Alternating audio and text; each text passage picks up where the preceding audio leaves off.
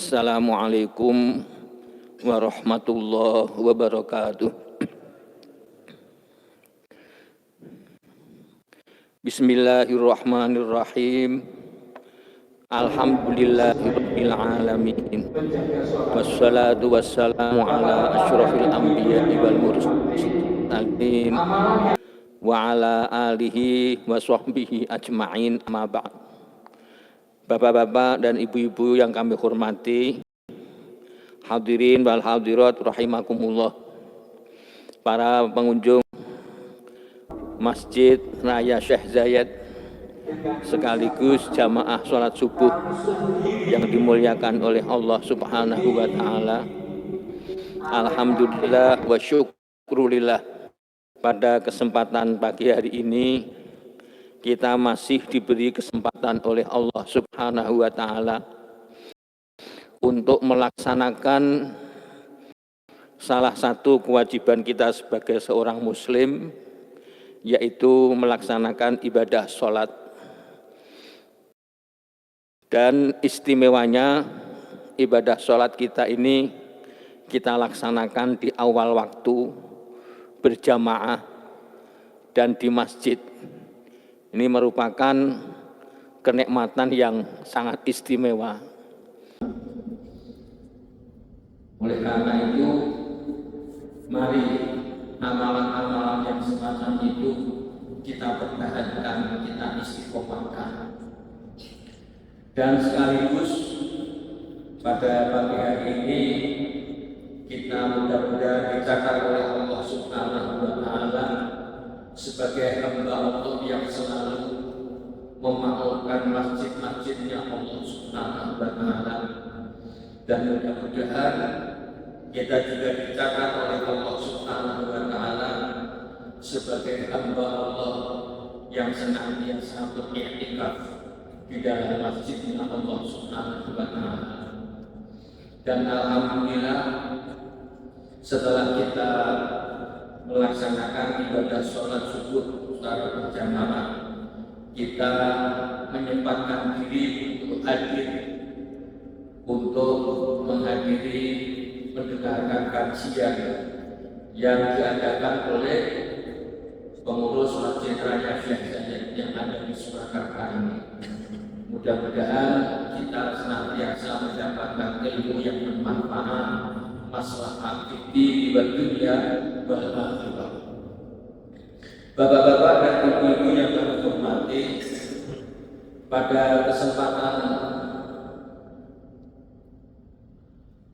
pagi hari ini yang akan saya sampaikan adalah firman Allah Subhanahu wa Ta'ala yang ada dalam surah Fatir. Allah berfirman, A'udzu billahi minasyaitonir rajim. Bismillahirrahmanirrahim. Innal ladzina yatluna kitaballah wa aqamus sholata wa anfaqu mimma razaqnahum sirran wa alaniyatan yarjuna tijaratan lan tabur liyuwaffiyahum ujurahum wa yazidahum min fadlihi innahu ghafurun syakur.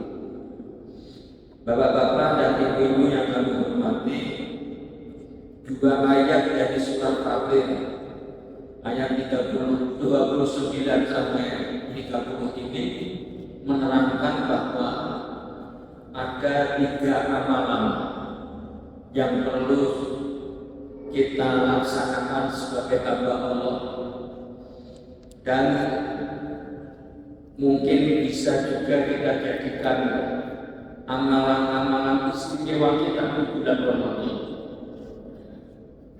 khususnya di bulan Ramadan, dan lainnya adalah selain bulan Ramadan kita pertahankan. Karena Allah Subhanahu wa Ta'ala mengatakan bahwa 3 amalan tersebut merupakan diibadatkan oleh Allah Subhanahu wa Ta'ala sebagai tijaratan lan tabur, bagaikan orang yang mengadakan perdagangan yang tidak akan rugi selama ini. Berdagang selalu untung. Dan ini perlu kita ketahui. 3 hal tersebut adalah yang pertama adalah innal ladzina yatluna kitaballah, orang-orang yang sewaktu di dunia ini selalu membaca Al-Quran. Yatluna kitaballah menggunakan kalimat tala yatlu tilawatan, bukan qara'a yaqra'u tilawatan. Ini perbedaannya. Kalau tala yatlu tilawatan ini adalah membacanya itu secara kontinu, ajak istiqomah, ya, membaca Al-Quran secara rutin, ajak istiqomah. Yang namanya membaca Al-Quran secara ajak atau istiqomah ini macam-macam. Mungkin ajak istiqomah tempatnya, mungkin ajak atau istiqomah waktunya, atau ajak istiqomah yang dibaca. Ini semuanya membutuhkan istiqomah. Kita bisa mempraktekkan setiap ba'dal maghrib sampai isya saya harus membaca Al-Quran dalam kondisi apapun, dalam suasana apapun. Pokoknya maghrib sampai isya saya membaca. Ini namanya membaca Al-Quran secara istiqomah, tapi istiqomah dalam hal waktu. Mungkin istiqomah dalam hal tempat. Ruang tamu di rumah saya ada ruang tamu. Setiap ba'dal asar sampai maghrib, pokoknya ruang tamu saya gunakan untuk membaca Al-Quran dalam suasana situasi apapun. Ini istiqomah tempatnya. Mungkin yang dibaca pokoknya maghrib sampai isya saya harus dapat 1 juz atau setengah juz atau 2 halaman dan seterusnya. Itu istiqomah. Ya, kita melatih diri membaca Al-Quran itu secara istiqomah ajak. Seperti Imam Ahmad Ibnu Hanbal atau Imam Hambali yang sangat terkenal. Di saat beliau sakit, yang mana sakitnya itu sampai wafat, dalam azab semua orang yang menunggu menangis. Akhirnya Imam Ahmad Ibnu Hanbal itu tanya, "Mayuki, mengapa engkau menangis? Menunggu saya kok menangis?" Jawabannya orang-orang yang menunggu di sekitarnya itu, "Bagaimana saya tidak menangis melihat zahirnya panjenengan ini sebentar lagi akan dipanggil oleh Allah." Jawabannya Imam Ahmad Ibnu Hanbal, "Jangan khawatir, wahai anak-anakku, wahai istriku, wahai sahabat-sahabatku, jangan khawatir. Ketahuilah bahwa kamarku ini, kamar di mana saya tidur di sini ini, sudah saya gunakan khataman Quran sampai 1000 kali. Baru kamar itu, belum kamar sana, belum kamar sana, belum kamar sana." Ini membuktikan bahwa Imam Ahmad Ibnu Hanbal ini membacanya Al-Quran secara rutin. Rutin tempatnya, rutin waktunya, rutin yang dibaca. Ya, oleh karena itu ini bulan Ramadan. Bulan Ramadan identik dengan syahrul Quran. Bulan Al-Quran karena bulan Ramadan dipilih oleh Allah untuk menentukan Al-Quran. Amalan yang istimewa bagi kita adalah untuk selalu membaca Al-Quran. Rumah kita, khususnya rumah kita, pergunakanlah untuk sering-sering membaca Al-Quran. Karena rumah yang sering digunakan untuk membaca Al-Quran itu akan banyak kebaikannya, sedikit kejelekannya. Untuk membangun baiti jannati, rumahku adalah surgaku, perbanyaklah rumah kita digunakan untuk membaca Al-Quran. Ini innal ladzina yatluna kitaballah. Yang nomor 2 adalah wa'aqamus shalah. Wa'aqamus shalah, orang-orang yang senantiasa mendirikan, melaksanakan ibadah sholat, baik wajib maupun sunnah. Kalau wajib jelas, ya, subuh, zuhur, asar, maghrib, isya kita laksanakan dengan kontinu secara istiqomah. Kita pertahankan 5 sholat itu. Hafizu 'ala sholati wa sholatil wusta. Ya, harus kita jaga ibadah sholat kita. Yang namanya menjaga sholat itu, ya, sudah saya sampaikan tadi, kalau bisa dilaksanakan di awal waktu, kalau bisa. Ya. Yang nomor 2, berjamaah. Jangan sampai kita satu hari satu malam sholat subuh, zuhur, asar, maghrib, isya, 5 waktu ini kok sholatnya sendiri terus. Emang. Karena sejak kecil kita sudah dididik oleh guru-guru kita, sholatul jamaah afdalu min sholatil fardhi bisa terima usyirin darajat. Sholat jamaah dibanding dengan sholat sendirian itu 17 derajat, 17 tingkat. Ya. Afdalu min sholatil fardhi bisa terima darajat. Sholat sendiri dapat 1 pahala. Kalau sholat jamaah itu pahalanya 27. Oleh karena itu, laksanakan sholat fardu kita dengan berjamaah. Yang namanya berjamaah hanya 2, adanya imam dan makmum. Tidak disyaratkan harus banyak yang enggak. Asal ada imam dan makmum, itulah sholat berjamaah. Ini kita pertahankan. Ada satu riwayat, saking pentingnya jamaah, orang itu diperbolehkan sholat 2 kali. Ya, umpamanya saya tidak sholat berjamaah di masjid kampung saya.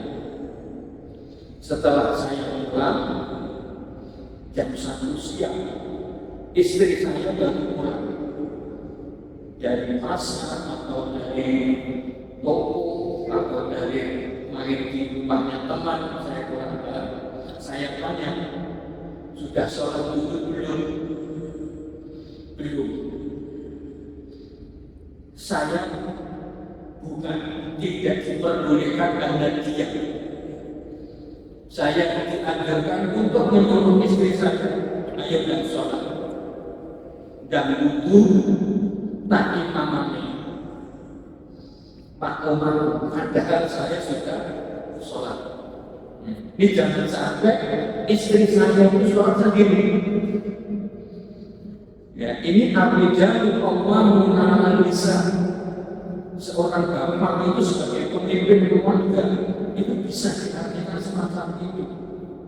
Jangan sampai bapaknya itu berjamaah terus, tapi sang istri itu tidak pernah berjamaah. Diperbolehkan seorang suami yang sudah sholat lagi untuk menolong sang istri agar supaya mendapatkan 27 derajat. Ya, ini saking pentingnya berjamaah di situ. Ya.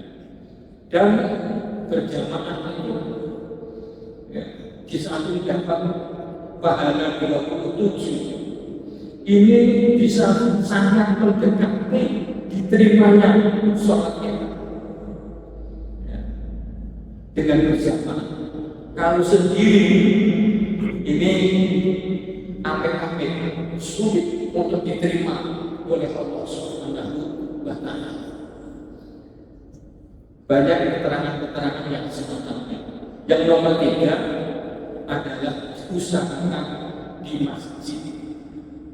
Ya, di masjid kita usahakan sholat 5 waktu ini dengan awal waktu berjamaah dan di masjid.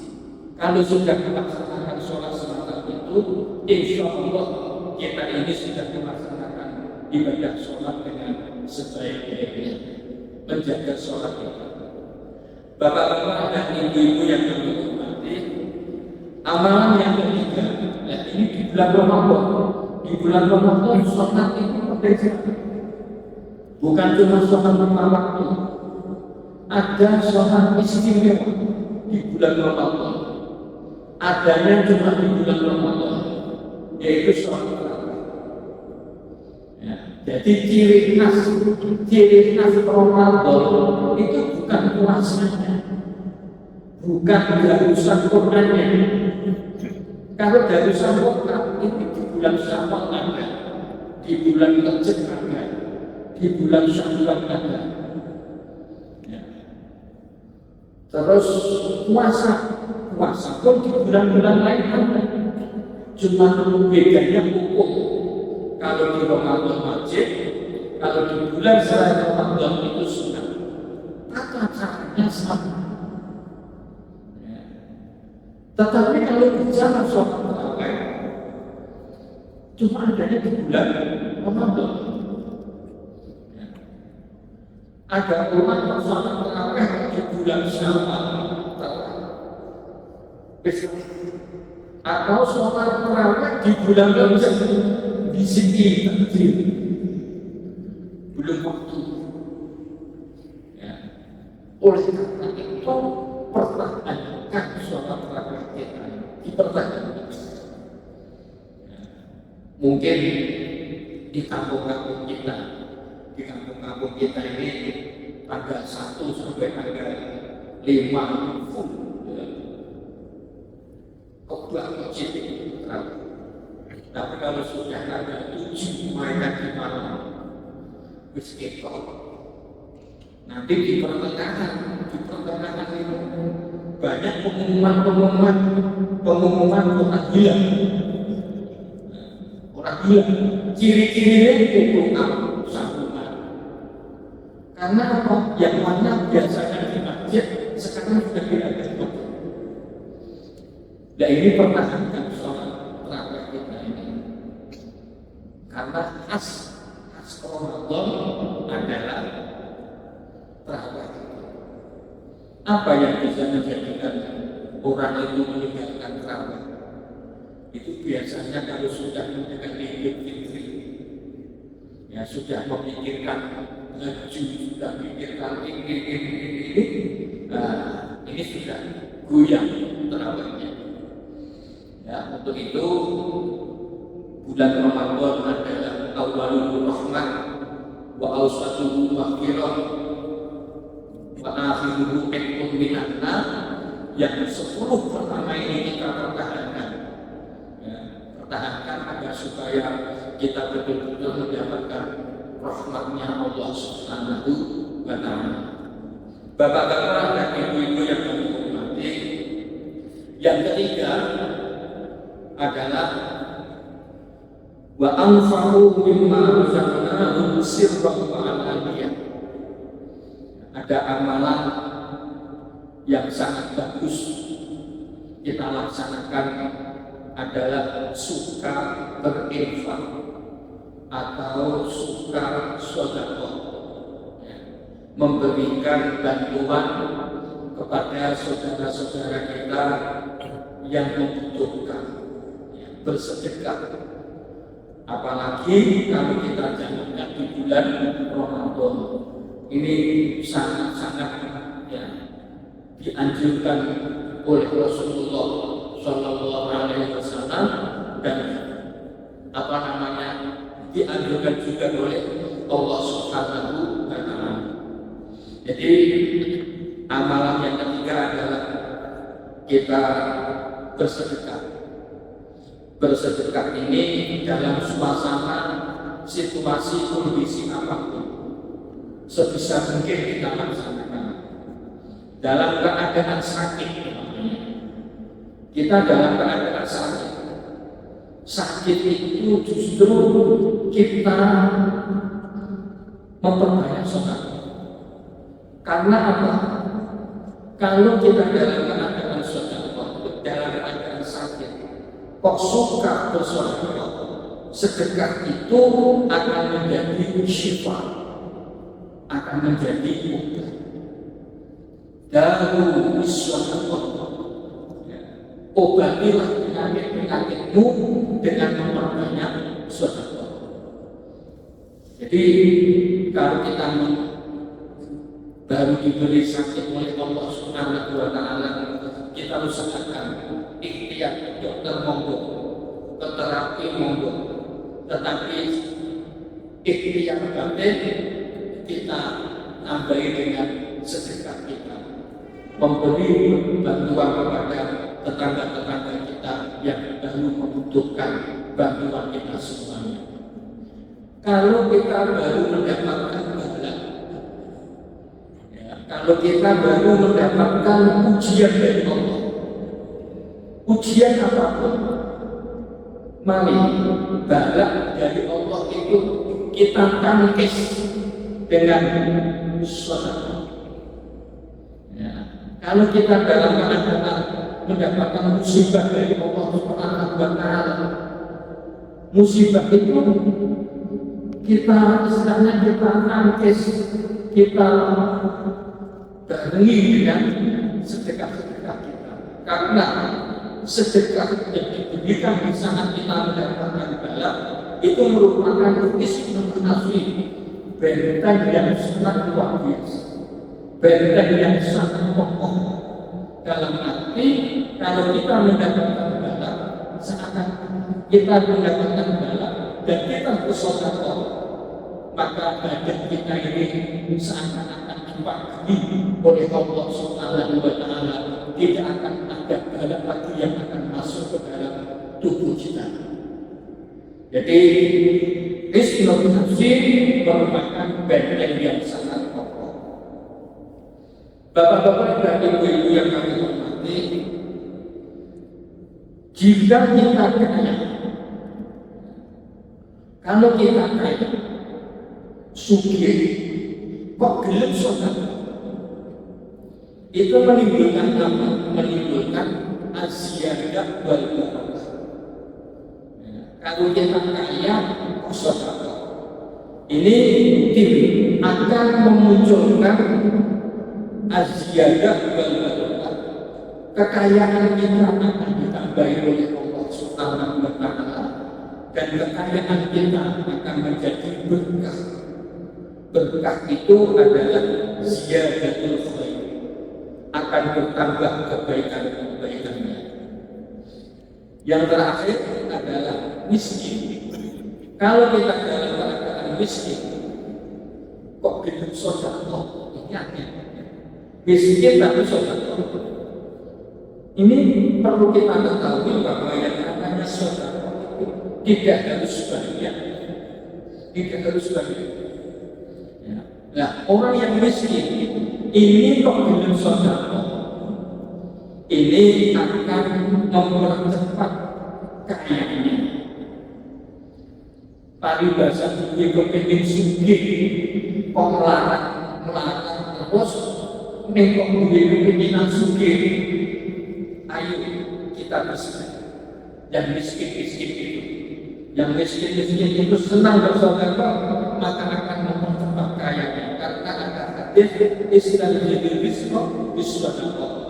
Pancing rezekimu itu dengan bersedekah.